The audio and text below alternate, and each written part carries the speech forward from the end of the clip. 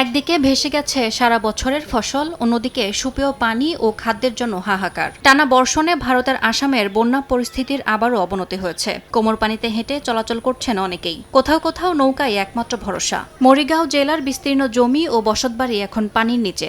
অনেকেই বাড়ি ছেড়ে ঠাঁই নিয়েছেন রাস্তার পাশে বানানো অস্থায়ী তাঁবুতে। সবচেয়ে বেশি বিপাকে শিশু ও বৃদ্ধরা। খাওয়া দাওয়া তো দূরের কথা, এক ফোঁটা পানিও জোটে না ঠিক মতো। সব ফসল পানির নিচে তলিয়ে গেছে। ভয়াবহ বন্যায় সাধারণ মানুষের পাশাপাশি বিপদের মুখে পড়েছে বন্যপ্রাণীরাও। কাজিরাঙ্গা ন্যাশনাল পার্কে আটকা পড়েছে বিরল গন্ডার। খাবার ও আশ্রয়ের খোঁজে বেরিয়ে এসেছে জঙ্গল থেকে। বন কর্মকর্তারা জানান, পরিস্থিতি পর্যবেক্ষণ করে কিছু পশুকে উঁচু জমিতে সরিয়ে নেওয়া হয়েছে। রাজ্য সরকার বলছে, কিছু এলাকায় পানি কমলেও আশঙ্কা কাটেনি, কারণ আসামে বছর অন্তত 3 বার বড় বন্যা হয়। তাই এর থেকেও ভয়াবহ পরিস্থিতির সৃষ্টি হতে পারে বলে সতর্ক করেন মুখ্যমন্ত্রী হেমন্ত বিশ্ব শর্মা। ইয়াসমিন অনন্যা, সময় সংবাদ।